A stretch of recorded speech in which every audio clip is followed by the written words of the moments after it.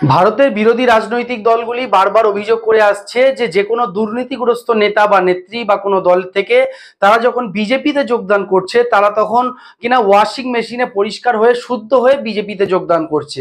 কারণ অধিকাংশ ক্ষেত্রে দেখা গেছে যে সমস্ত বিরোধী দলের নেতারা যাদের বিরুদ্ধে ইডি সিবিআই ইনকাম ট্যাক্স বা তারা তদন্ত করছিল, সেই তদন্ত কিন্তু তারা যখন বিজেপিতে যোগদান করার পর সেই তদন্ত কিন্তু প্রায় বন্ধ হয়ে গিয়েছে এবং তাদেরকে ক্লিন চিট দিয়ে দেওয়া হয়েছে। তাহলে বিজেপি হলো ওয়াশিং মেশিন, সেই ওয়াশিং মেশিনের ভিতরে যারা যাচ্ছে তারা পরিষ্কার এবং ক্লিন হয়ে যাচ্ছে, তারপর তারা বিজেপিতে যোগ দিচ্ছে। কিছুদিন পূর্বে মুম্বাইয়ের আপনারা জানেন শরদ পাওয়ারের ভাইপো অজিত পাওয়ার তিনি বিজেপিতে যোগদান দিয়ে করেছেন, যাদের বিরুদ্ধে হাজার হাজার কোটি টাকার দুর্নীতির অভিযোগ ছিল। সেই শরদ পাওয়ারের ভাইপো অজিত পাওয়ারকে কিন্তু মুম্বাইয়ের উপমুখ্যমন্ত্রী করে দিয়েছে বিজেপি। এবং তারপরেই আজকে সংবাদ প্রতিদিন এবং আরো কিছু পোর্টাল থেকে কিছু খবর দেখলাম, দেখে আশ্চর্য হয়ে গেলাম, যেখানে দেখলাম যে প্রায় 25,000 কোটি টাকার দুর্নীতি থেকে ক্লিন চিট পেলেন অজিত পাওয়ারের স্ত্রী। 25,000 কোটি টাকা এখানে কিন্তু নেই 1 টাকা 2 টাকা 5 টাকা 50 টাকা 1 লাখ 5 লাখ 10 কোটি 50 কোটি নয়, 25,000 কোটি টাকার দুর্নীতির অভিযোগ যার বিরুদ্ধে ছিল, রাতারাতি কিনা বিজেপিতে যোগ দিল। এই বছর না ঘুরতে ঘুরতেই তাকে ক্লিন চিট দিয়ে দেওয়া হলো। অর্থাৎ বিরোধীরা যে অভিযোগ বারবার করে আসছিলেন যে বিজেপিতে যোগদান করা মানে একেবারে ওয়াশিং মেশিনে পরিষ্কার হয়ে শুদ্ধ হয়ে মানে পরিষ্কার হয়ে যাওয়া, অজিত পাওয়ারের স্ত্রী এবং তাদের বিরুদ্ধে যে 25,000 কোটি টাকার যে দুর্নীতির অভিযোগ, এর দ্বারাই কিন্তু পরিষ্কার হয়ে যাচ্ছে বিষয়টা। সম্পূর্ণ খবরটি আপনাদেরকে সংবাদ প্রতিদিনের ডিজিটাল থেকে শোনাবো। 25,000 কোটি টাকার সমবায় দুর্নীতিতে ক্লিন চিট পেয়ে গেলেন মহারাষ্ট্রের উপমুখ্যমন্ত্রী অজিত পাওয়ারের স্ত্রী সুনেত্রা পাওয়ার। সমবায় দুর্নীতির মামলায় সুনেত্রাকে অভিযুক্তের তালিকা থেকে সরিয়ে ফেলল মুম্বাই পুলিশ।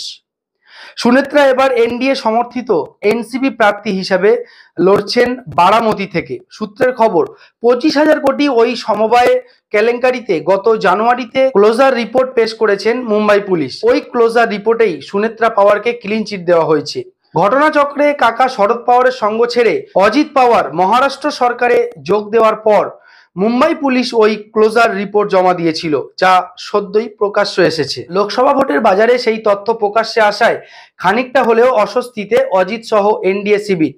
বিজেপি নাকি ওয়াশিং মেশিন, বারবার অভিযোগ করে বিরোধীরা। কখনো তারা আঙুল তোলেন শরদ পাওয়ারের দিকে, কখনো আঙুল তোলেন প্রফুল্ল প্যাটেলের দিকে। এরা প্রত্যেকেই এনডিএতে যোগ দেওয়ার পর কোনো না কোনো কেলেঙ্কারি থেকে মুক্তি পেয়েছেন। সুনেত্রা সেই তালিকায় সংযোজন। সুনেত্রা এবার এনসিপির ঘড়ি প্রতীক নিয়ে পারিবারিক আসন বারামতি থেকে লড়ছে। কিছুদিন আগেই একটি খবরে বেরিয়েছিল, আপনারা দেখেছেন, বিভিন্ন নিউজ চ্যানেলে বেরিয়েছিল। সেটি হলো যে প্রায় বড় বড় নেতা, ছোটখাটো নেতা তো হাজার হাজার আছে, ছেড়ে দিন, বড় বড় নেতা মানে যারা কিনা মুখ্যমন্ত্রী উপমুখ্যমন্ত্রী মন্ত্রিত্বের যারা ভালো ভালো মন্ত্রী ছিলেন বা মন্ত্রী হওয়ার যোগ্য ছিলেন, এমপি এমএলএ ছিলেন, যাদের প্রায় 28 জন বিজেপিতে যোগদান করেছেন, যাদের বিরুদ্ধে দুর্নীতির অভিযোগ ছিল। কতজন? প্রায় 28 জন দুর্নীতির অভিযোগ, যাদের বিরুদ্ধে বড় সড়ো হাজার হাজার কোটি টাকা দুর্নীতির অভিযোগ ছিল। তারা বিজেপিতে যোগদানের পরে কিন্তু একেবারে তারা ওয়াশিং মেশিনে পরিষ্কার হয়ে গেছে। প্রায় 26 জন, 24 থেকে 26 জনের একেবারে তারা ক্লিন চিট পেয়ে গেছে এবং তাদের বিরুদ্ধে প্রায় তদন্ত বন্ধ, মানে কোনো তদন্ত হচ্ছে না। যেমনটা আমাদের রাজ্যে আমরা দেখেছি, রাজ্যের শাসক দলের একাধিক নেতাদের হাতে তারা টাকা নিচ্ছে, টেবিলের তলা থেকে বিভিন্নভাবে টাকা গুনে নিচ্ছে। ঠিক তেমনি তৎকালীন তৃণমূল নেতা শুভেন্দু অধিকারী, বর্তমানে যিনি বিজেপি নেতা, তাকেও কিন্তু দেখা গেছিল এই নারদা কাণ্ডে। কিন্তু এই যে যারা টাকা নিতে দেখা গেছিল, যাদের অধিকাংশকে কিন্তু তলব করা হয়েছিল, কিন্তু দেখা যায়নি শুভেন্দু অধিকারীকে তলব করতে, কিন্তু দেখা যায়নি। প্রাক্তন বিজেপি নেতা জয়প্রকাশ মজুমদার, যিনি বর্তমান তৃণমূল নেতা, তিনি কিন্তু বারবার বলছেন, তিনি কিন্তু বারবার অভিযোগ করেছেন যে শুভেন্দু অধিকারী তিনি একেবারে অমিত শাহের নাকি পায়ে ধরে সেটিং করে নিয়েছে, যে নারদা সারদা বা চাকরির দুর্নীতি সহ বিভিন্ন যে দুর্নীতিতে তার নাম উঠে আসছিল, সেই জায়গায় যেন কোনোভাবেই তার নাম না উঠে আসে, তাকে যাতে ক্লিন চিট দেওয়া হয়, সেই শর্ত সাপেক্ষেই নাকি তিনি বিজেপিতে যোগদান করেছেন।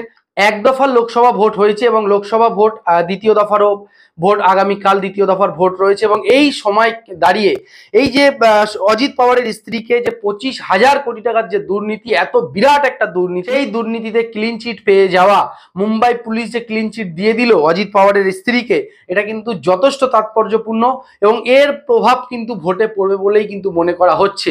কারণ এই বিষয়টা নিয়ে নিশ্চয়ই বিরোধী পক্ষ কিন্তু চুপ করে থাকবে না, তারা এটা নিয়ে আরো বেশি কিন্তু সরব হবে, আরো বেশি চেঁচামেচি করবে এবং এটা কিন্তু সাধারণ মানুষও জানবে।